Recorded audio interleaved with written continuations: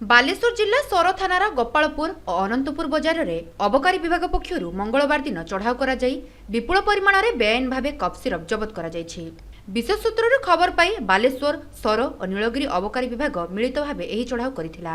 चढ़ाऊ बेले 100 बोतल अधिक कफ सिरप जबत करने सह जन को गिरफ्त कर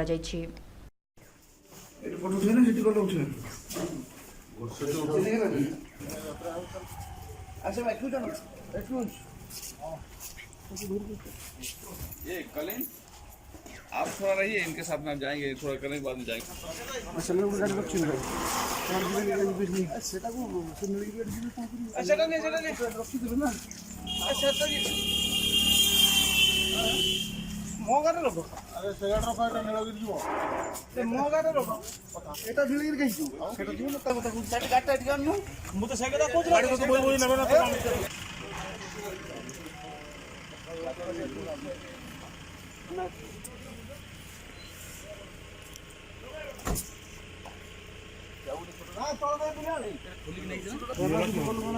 এইগুলা সব উঠে জানা